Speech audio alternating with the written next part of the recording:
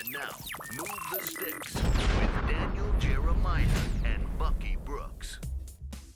Welcome to Move the Sticks. I am Bucky Brooks, and my man, Mike Yam, who is sitting in for DJ. We just hosted how many hours of coverage? Like almost 5 hours of coverage, 4 hours of coverage. And we saw the first round, and we're going to get into everything that we saw in the first round. We're going to talk about the quarterback, Shedeur Sanders, who is on the outside looking in. But let's get into it. It's time for Hot or Not, brought to you by Wasabi Hot Cloud Storage. Yammer, overall thoughts on the first round. I just got to get your take on it. Okay, so can we just rewind for a second? First of all, I'm sitting in for DJ. So there's automatically, I'm like, what are we doing right now? What are you talking about? Then I find out I'm working with you. So obviously I'm excited because I get to yeah. But then to take it another level, I'm used to running point. Yeah, like I just get out of the ball. And we put the headsets on. Buck's like, yo, I got you. I said, oh, okay. I'll step back here. This is awesome. Look, you and I were doing Mock Draft Live on NFL Network for a few weeks. So the fact that we get this first round and we get to actually see how it plays out and unfold, there wasn't a huge surprise. I think clearly the trades, I thought it was going to be relatively quiet. I didn't think we'd see a ton of splashes. And I do think in the scope, when you compare it to previous years, like there weren't really a ton of trades, but we saw aggressive moves, which I like. The teams that decided to go and move up, like the Jags, a team that you know really well because you're part of that radio broadcast. They said, look, we're going to take a swing. We're going to go and get Travis Hunter. And I know you love him. But then on top of that, the Giants and the Falcons, ATL was a little bit of a surprise, but I love what they did because they took two big swings on the defensive side when they've had some issues. I love that. Try to get some dudes that can get after the quarterback. And then the Giants, you rock with the Giants. So let's talk about all the trades, like right off the top. The Jacksonville Jaguars moving from 5 to 2 to get Travis Hunter. The thing about the Travis Hunter pick is, and talking to people in the building, they said, like, look, there were three dudes that were on their board that were really coveting. It was Travis Hunter, it was Ashton Genty, and then it was Ted McMillan. That was the way that they saw, like, offensively. They wanted to add somebody with some splash, some pizzazz to that offense. For them to make the move to get Travis Hunter, one, it tells me that Liam Cohen and James Gladstone are all in on trying to make this team better in a hurry. Two, they talked about James Gladstone. They talked about having the intangible qualities. If you get the players with the right intangibles, the culture in the locker room changes organically because you're bringing the right people in or whatever. Well, we know Travis Hunter. He is about football. He's about fishing. He is all ball all the time. Terrific player. And then a unique talent as a two-way player. So I'm just curious on how that's going to work for them in terms of what is the plan. But then the trades. And the reason I'm going to go to the Giants before we go to the Falcons is I'm looking at Abdul Carter at 3. And when they made the move to get Abdul Carter, I'm like, okay, well, that plays to their identity. When they've been at their best, the D-line kind of sets the tone. We saw them knock off the Patriots twice because their D-line was so dominant. Like, it worked. But then the question is, are they going to get a quarterback? If they do get a quarterback, who's going to be the quarterback? So they trade back in. They get into 25. They get Jackson Dart. And look, Jackson Dart's name has been popping up as being a first rounder. That was not a question. But Jackson Dart going over Shedeur Sanders as the preferred pick for the Giants, that is the conversation that we'll have over the next few years. Okay, so there's a lot to unpack on what you just said. I want to circle back on the Giants for a moment, but I think you have this experience that I think needs to be shared here. Obviously, as a scout, you've been in a lot of these draft rooms. You've done the talent evaluation. You know what these conversations are like. I talk to a lot of fans, and they'll say, oh, first-round guy. Not every team has a first-round grade on all 32 players. And I think what you just said about the Jags is fascinating because you said who's on their board that they really like. Like Travis Hunter was one of those guys, T-Mac, and then Genty, right? Yep. And whatever that order is. I don't know if there's 31 other teams that would have had it necessarily lay out like that. And the reality is, like, I just think it's really important to have and set that distinction because Ted McMillan's a great example. I hadn't heard his name as one of those elite players, and yet you're telling me the Jags had him. The Jags had him right there. So it's funny, right? Because when it played out, and this kind of tells you about the entire process because the way that the process started, Ted McMillan was a name that we had talked about up in the top 5 the entire time. When those mock drafts came out early, Ted McMillan's name was always dotted in the top 10. Then it kind of fell out, and then it was a conversation like, hey, he might not be wide receiver 1 because I wasn't including Travis Hunter as wide receiver 1. So maybe, somebody else is there. And then, lo and behold, the Jaguars get their guy in Travis Hunter. Ashton Genty comes off the board at 6. And then Ted McMillan comes off the board at 8. And so when we talk about the Jaguars having their board ranked like that, look, I can't say they're wrong based on the way those guys came off the board. Okay, so from a strategy standpoint, though, if you're Jacksonville and it was Travis Hunter, Genty, and T-Mac, why make the move then to go to 2? Because presumably you would have been able to get one of those guys at 5.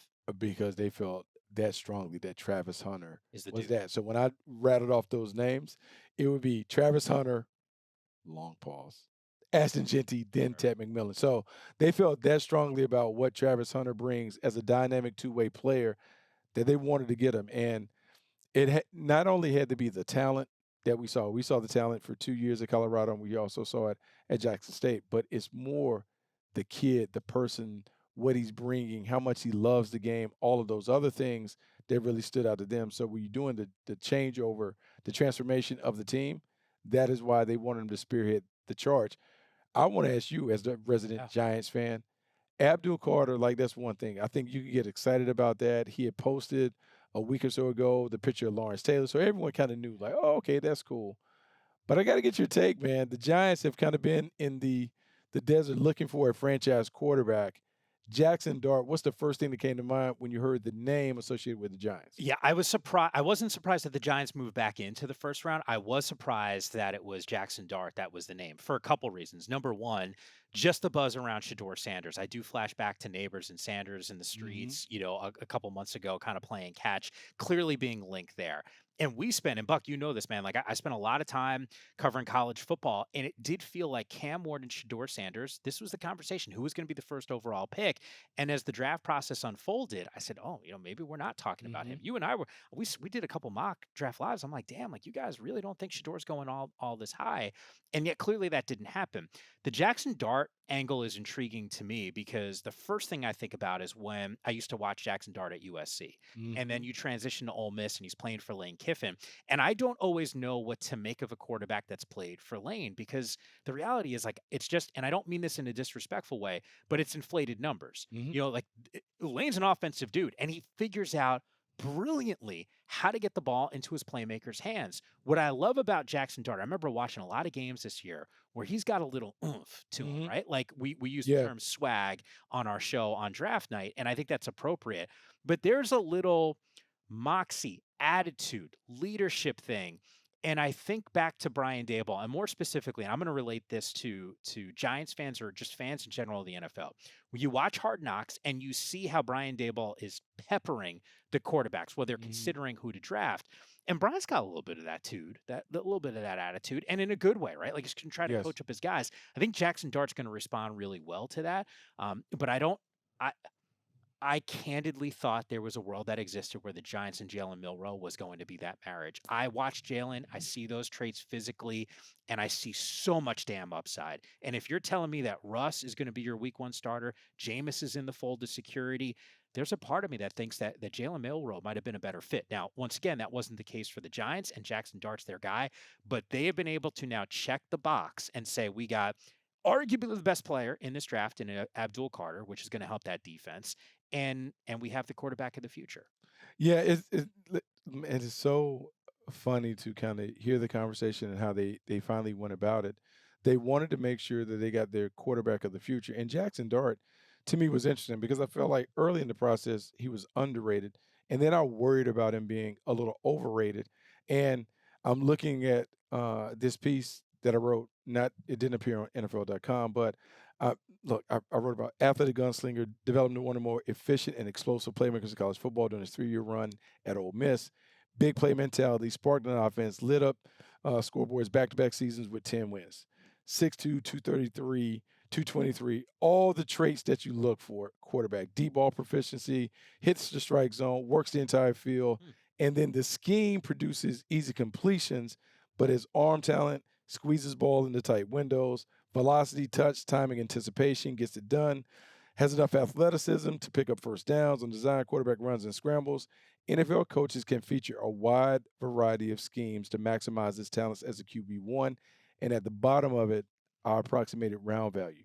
Oh. Bottom of the first. Okay, so you nailed it. So, I mean, like that's what I had. And so it's funny to see that play out. But when you read the report and then you look at the round value, he went exactly where he was supposed to go on the board. Okay, let me ask you this then, because I'm off the top of the dome. I don't think there's another team where there's as much. I hate using the term hot seat because I think these are families, people who have family, and it's not just the head coach. Like there's support staff, the whole thing. So you never want to see anyone lose their job. The reality of the situation is franchises make changes. The thought was the Giants were going to make a move with Joe Schoen or Brian Daboll. That didn't happen.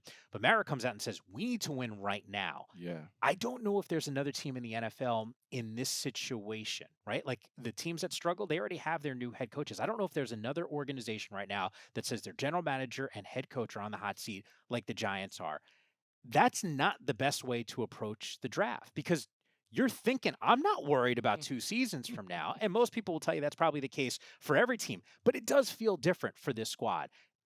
Was there a different move to be made at trading in at 25 instead and just maybe sitting tight, or just going in a different direction because of the thought process that comes with having to win this season? No, it's funny because I would give this, having worked with Joe Schoen. We worked together in Carolina, and I know that Joe's wired the right way when it comes to building a team. And what they did in the offseason is they set themselves up where they didn't have to make a rash move at 3 to fit a need. Because they went out and signed Russell Wilson and Jameis Winston, they felt like if they had to put the ball down today, they could play with a starting quarterback and have enough talent in the quarterback room to win. That freed them up to take the best player available at 3 in Abdul Carter. And then when they made that move at 3, I am sure as soon as they handed in the card, they started making sure they worked the phones to see when could we potentially get back in. And if we are getting back in, what are the names that we would get back into the first round with? Because it couldn't just be Jackson Dart as the only quarterback that they would move in because, look, he could have been gone at any spot. Were they multiple names, and what were those names? Was it Jackson Dart, Shedeur Sanders, and Tyler Shutt? Was it Jackson Dart and Tyler Shutt? They had to be comfortable with multiple quarterbacks to be able to get back in the first round and say, hey, we're good. We'll get our quarterback of the future at the bottom of round 1. Yeah, it's wild to me when I think about the direction of this organization over the next couple of years. And I hate to play in the world of hypotheticals, but had some games not necessarily gone their way late in the season, they might not have picking at number 3. I think, I hate to say it this way, but like even if they were picking at 2, I don't know. I think Abdul Carter might still have been the selection for him. Look, I think you can make a reasonable assessment or prediction that would have been the pick. Like Abdul Carter is a dominant player. And when I look at the board and I look at the players that were available in this draft, Travis Hunter was 1 for me. Abdul Carter was 2. They were comfortable taking either one of those guys and they would have been fine. Abdul Carter works. It fits the brand. And so, like, I love it. Now, ultimately, both the guys have to play really well. So Abdul Carter is the one who has I would say, the most pressure because he's a top 5 pick. He has to play like that right away. You think about Kayvon Thibodeau, who was a number 5 overall pick. He hasn't necessarily played like that. They need both of their top 5 picks to play like that because you have a level of expectation. In Jackson Dart, fans will have an expectation of what the quarterback should be, but he was taken at the bottom of the first round. There should be time given and grace given to him before he becomes a starting quarterback. And look, Russell Wilson, Jameis Winston, they're there to really kind of hold it down until Jackson Dart is ready to be able to do it. Yeah, you say that, and yet off air, while we were having conversations about the city of New York, every city's not treated the same way. This is like they're not going to treat it like no, that. Man. No, like when Jackson Dart was drafted in the first round, away we go. Poor Tommy Cutlets. It's like DeVito ain't going anywhere. You got to be kidding. That dude's a staple here. Come on, but like Jackson Dart, the clock is on. Like now, all the conversation throughout training camp is going to be when is Jackson Dart going to be ready to play. And so Russell and Jameis Winston have to give the coaching staff and the fans enough to kind of stave them off and like, no, we have a plan. We have a plan for him. But here's the tricky thing. Can Brian Daboll and Joe Schoen win enough to get to the other side where they can see Jackson Dart next year as the starting quarterback? Yeah. They have to win enough games to kind of keep everyone at bay to be able to do it, unless the ownership is saying, no, you good. You got this year. regardless of the record, then we get it next year. But I don't Yeah, I don't see that. know of New York having enough patience to sit through another disappointing year from the Giants. No, I mean, you think about all that media and the lens that's there. And look, that's home for me. I grew up there. So you're talking about 2 all sports stations, Mhm. 2 regional sports television networks. It is all eyes on the squad. And take it a step further here, the Jets don't have Aaron Rodgers anymore. So that story is now gone. They're punting on that. Justin Fields could be a great Doesn't have as much noise as the Giants. Look, let's be No, honest. man, it's just not. The Giants own the apple. Like they're the staple, the franchise. Yeah. They're the squad. So everyone is going to look to them. Now, just like everyone looks to the Giants, I'm looking at the rest of the top 10. Will Campbell goes forward to the Patriots. Mason Graham, Cleveland at 5. Ashton Genty to the Raiders at 6. Amon Mimbu to the Jets at 7. Ted McMillan at 8. Kelvin Banks Jr. to the Saints at 9. And then Colston Loveland at 10. Of the picks, and I'll let you go after me. Sure. Number 6, Ashton Genty to the Raiders was the one that stood out. And it stood out because we know Pete Carroll. You were on the West Coast when Pete Carroll was doing his thing. He's always had running backs when his programs have operated at their best. And go back to like SC, Lindell White, and Reggie Bush, the Seattle Seahawks, it was about Marshawn Lynch. You just had to know that the Raiders under Pete Carroll, they're going to have a blue chip running back. So I knew that was coming, but it still stood out that they were able to get him. Totally. And I say this because you know how excited I was. This is my first year having a Heisman vote.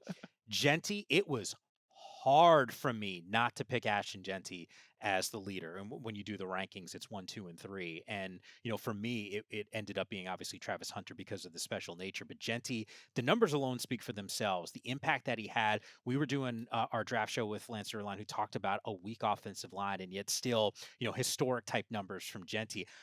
For me, Carolina at 8, I talked to a buddy of mine who's around that team a whole lot. And I said, hey, what direction do they go? Because I felt like there was going to be a team that looked at the 8th position and said, that's the trade spot. I want to get ahead of it. I want to get ahead of what the New Orleans Saints might do at number 9, which clearly wasn't the case because they took Kelvin Banks. I thought maybe the Steelers might be one of those teams. That didn't happen. And I asked him, I say, hey, what direction? He goes, look, there's some needs that are here, but I would be shocked if there's not another piece around Bryce Young, because the reclamation process that we saw even in 1 year for Bryce was pretty spectacular. And look, they drafted Leggett. That's been okay for them. I don't know. I think it became abundantly clear it was going to be wide receiver. We just didn't know which one it was. And the fact that it was an explosive guy like T-Mac, who once again was terrific playing at Arizona, not a huge surprise for me. No, not a huge surprise. And then when we go from picks 11 to 20, Mikael Williams to the San Francisco 49ers, Tyler Booker, Dallas Cowboys, Kenneth Grant, Miami Dolphins, Tyler Warren, Indianapolis Colts, Jalen Walker, Atlanta Falcons, Walter Nolan, Arizona Cardinals, Shamar Stewart, Cincinnati Bengals, Gray Zabel, Seattle Seahawks, Emeka Ibuka, 19 to the Tampa Bay Buccaneers, and then Jedi Barron going to the Denver Broncos. When I look at that list, the one that stands out to me in terms of the best pick, best fit, Tyler Booker going to the Dallas Cowboys. Yeah. The Dallas Cowboys, the offensive line, they lose Zach Martin. Last couple of years, they're trying to kind of piecemeal this offensive line, kind of get it back and going. They've really invested in that. And to me, Tyler Booker is the final piece of the puzzle on that offensive line. Replacing a legend in Zach Martin is going to be tough. But when we think about what this team wants to be under Brian Schottenheimer, a rough and rugged, a physical team that can run the football, Tyler Booker fits the bill. I mean, he moves people off the ball. He is physical. He's nasty. He's a tempo setter. And I just think he fits in with how they want to play. I would expect them to be a very physical team at the point of attack. And that's going to not only help them find their running game, but it's going to take a lot of pressure off Dak Prescott. No more excuses for the Dallas Cowboys. 3 consecutive years. No more excuses? Like, look at this offensive line, man. We every single year, Buck, and you and I do enough shows together on NFL Network where I go, what's going on with this Dallas Cowboys team? And we both know when they were rocking in the 90s, it wasn't just because of Emmitt Smith and Irv and Troy Aikman. You look at those bad boys up front and allowing a guy like Emmitt to do the damage that he's done. We have talked about the issues that they've had on offensive line for a few seasons now. Tyler Guyton, Tyler Smith, now Tyler Booker. It's 3 consecutive years of 3 first-round offensive lineman.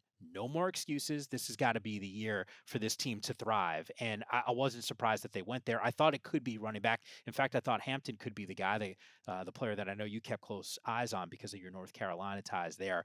The only other team that I would throw, and maybe sandwich this year, Jalen Walker to Atlanta Falcons at 15, I thought was a spectacular pick because it's a really good player in a position of need for you. And they obviously doubled down, which we can talk about coming up in just a couple minutes. But Tampa Bay, I loved your assessment of Ibuka because I don't know what you do in that wide receiver room, but you highlighted this, pretty well. You got another year for Mike Evans, and then who kind of knows what happens? But it's an embarrassment of riches in that wide receiver room. Embarrassment of riches, and this is Jason Light and Ty Bowles making sure that Baker Mayfield has what he needs to be successful.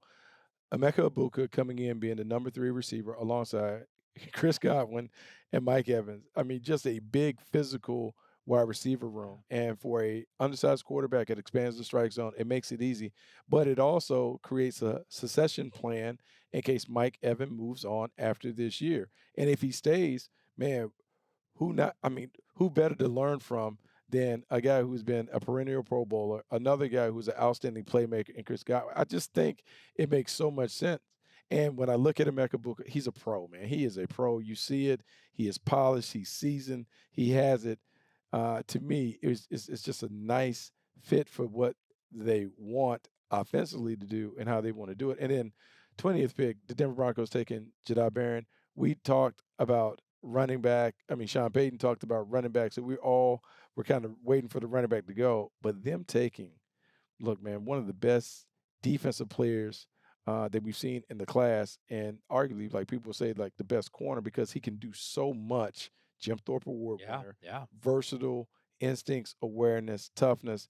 I just like putting him beside Pat Surtain and being able to do so many things in that secondary. Can I throw one your way? Yeah. I'd love to know how scouts, front offices look at FCS players on the offensive line. And I bring this up because Gray Zabel goes to Seattle at 18, North Dakota State kid. You and I were getting together for the East-West Shrine Bowl. I told the story. Tim Polasek, who's got that offensive line mentality. I mean, the guy must have dropped more F-bombs in a 15-minute conversation when I was asking him about his quarterback than anything. But he wanted to talk about O-line, told me a lot about Zabel and why he was going to be a next-level player.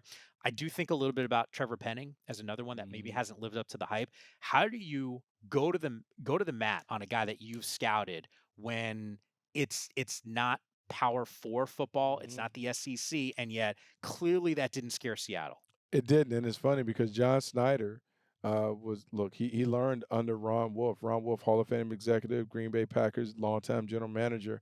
And Ron Wolf was not a small school fan. He wanted to see guys come from big schools because guys with big schools and winning pedigrees understand what it's like, and they're more likely to transition very quickly into the National Football League. But when you do take a small school standard, and I remember having this conversation with Ron, I called him, and it was when I was scouting Vincent Jackson, who was at Northern Colorado. And I asked him, what did he see from Terrell Owens when Terrell Owens was at UT Chattanooga?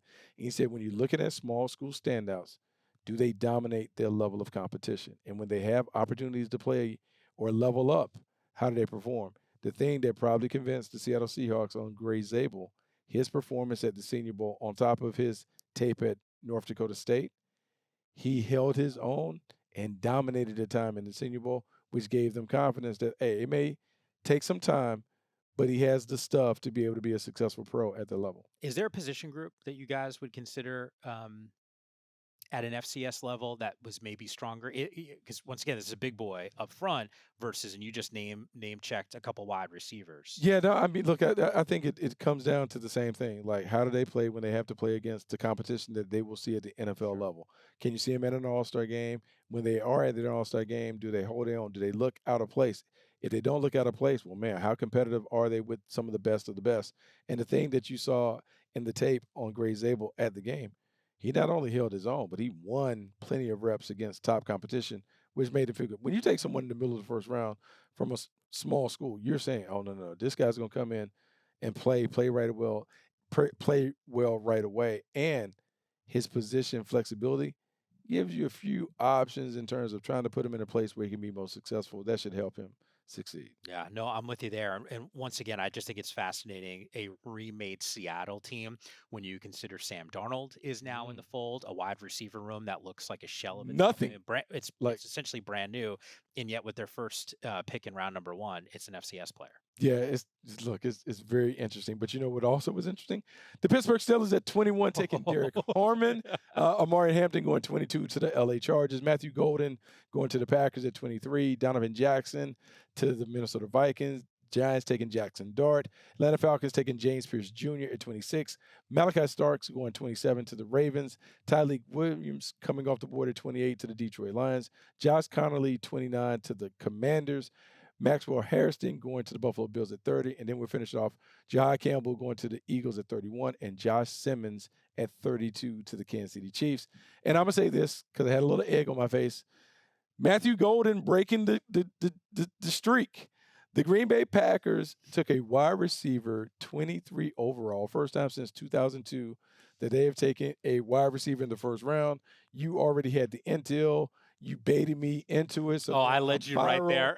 And look, he goes, I am surprised, but then I'm not, only because when you paid Jordan Love the kind of money that they paid him, you want to make sure that he has success. Josh Jacobs said, man, we need a number 1 receiver. We need a guy. And for your starting running back who ran for over 1,300 yards to say that we need a number 1 receiver, it means that he feels the impact of not having that. Either the box is clouded, the offense doesn't go, it's just a little different. He needs more room, and he knows what a number 1 receiver would do for him. And so him calling out for a number 1 receiver, maybe the front office listened, and they decided that Matthew Golden was going to be the guy. Kind of weird, man. They listened to him, but wasn't Rodgers kind of jumping up and down for a couple seasons, hoping to get one of these players? One observation here, and I'm going to steal with something that David Carr had told me, because at the end of the season, DC and I were talking. I said, "Hey, man, Green Bay is a really good team.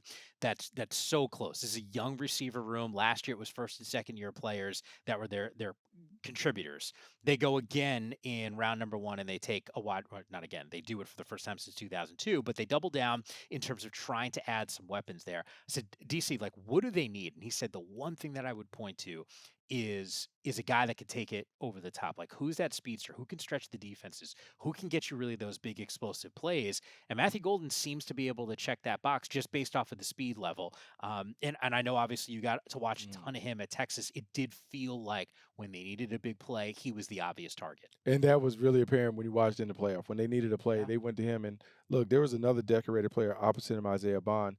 But when it came down to it, the ball went to Matthew Golden. And the fact that he went from Houston to Texas and kind of swiped the number 1 role from others, that speaks volumes about his play. Now, someone else, and we were talking about the Atlanta Falcons trading, they got Jalen Walker at 15, but James Pierce at 26. You talked about the Falcons liking their moves. What was it about these power moves that you loved?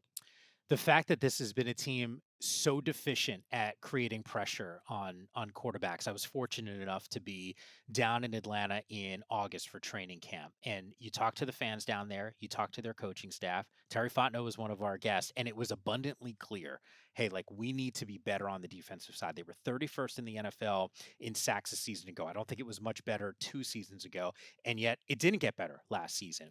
And I think what's fascinating is they took a page out of what the Eagles did a year ago and say, hey, we got some questions on that secondary. We're going to double dip. We're going to take two guys in round number 1. I think the Falcons were ridiculously aggressive. I love that. They were aggressive last year in a different regard by taking Michael Penix when they did. And then this year they said, you know what? We're not going to have that excuse. In a division that is gettable right now, they got to feel Penix can ball. We feel good about him being a missing piece. And if we're remotely better on the defensive side, maybe that's enough to really push a Tampa Bay squad. Look, they are all in.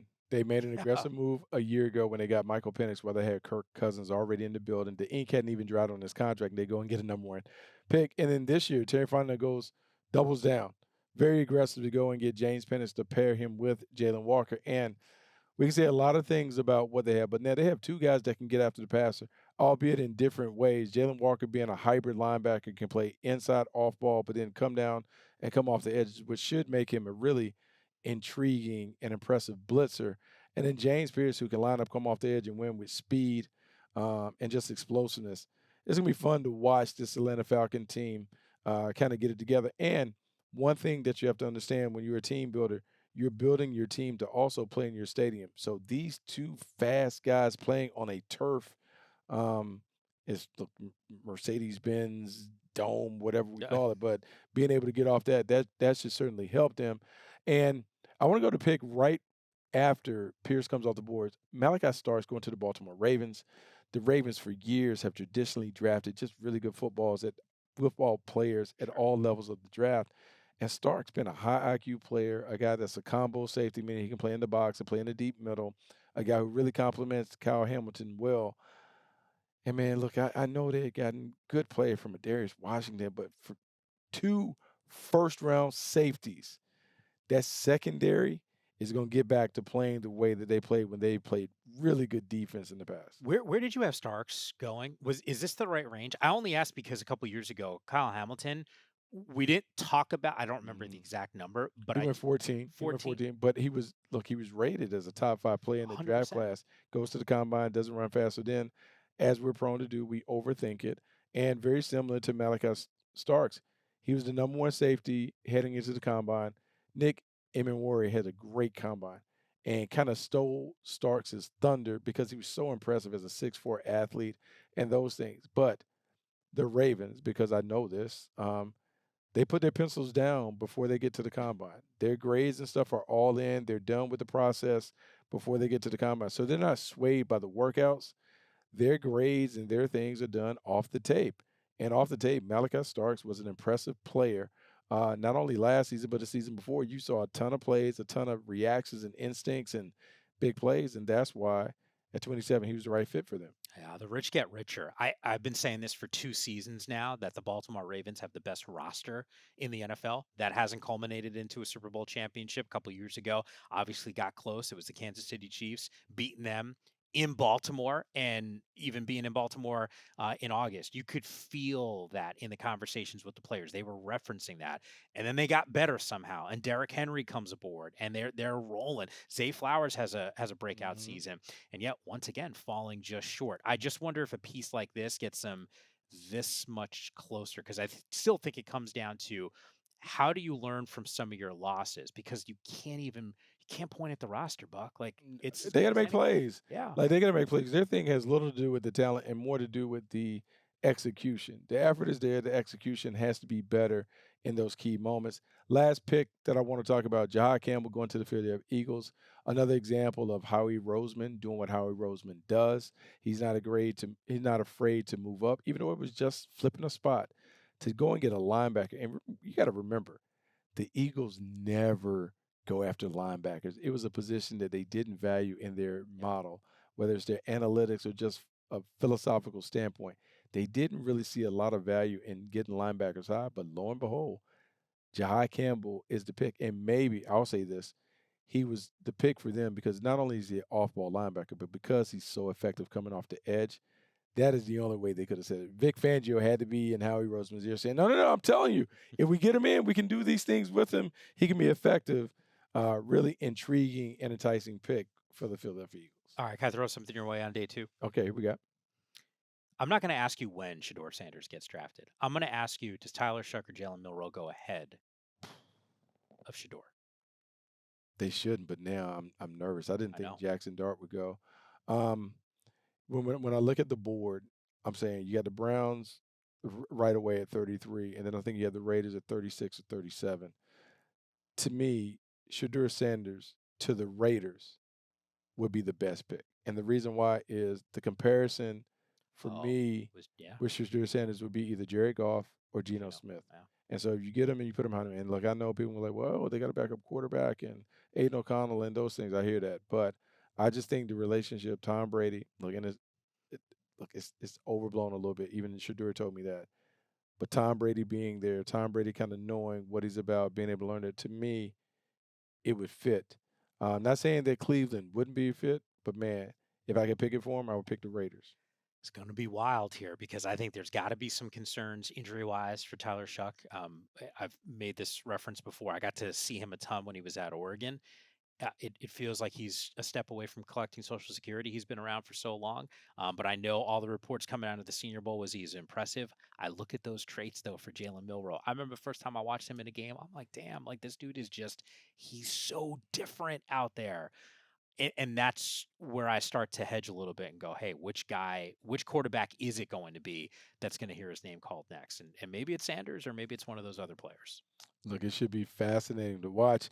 That was this week's Hot or Not segment brought to you by Wasabi Hot Cloud Storage. Store more and do more with your data. Try them for free at wasabi.com. Yammer, this was fun. Oh, yeah, man. I appreciate the invite. We spent 4 hours doing the draft, and then we spent a little extra time doing the podcast. We got to get you on the podcast again. Yeah, man. We went overtime on this one, and then it's me and you the rest of the way on day 2 and day 3. Day 3 on Saturday, you're going to be ready to kill me. I promise. Maybe I got your coffee because I know that's important. You need that I know this. We're going to have some runners or whatever. We went the whole first round without having runners, bringing coffee and treats and all that. When we go rounds 4 through 7, some people are going to have to get on the move. We're going to have to get Starbucks to kind of – I shouldn't even drop that. But the coffee place with the little green insignia and symbol, we're going to need them to kind of drop some coffee. Can I just look, for people who don't know, Buck and I love our caffeine. We've traveled on the road before. He says that I'm picky. I drink cold brew black. This dude comes in. I'll never forget this. And you'll never be able to say anything to me. Your Starbucks cup said They already are made. Those are pre-made comments on those things. But look, this was a lot of fun. Thanks for coming on Move the Sticks, Yammer.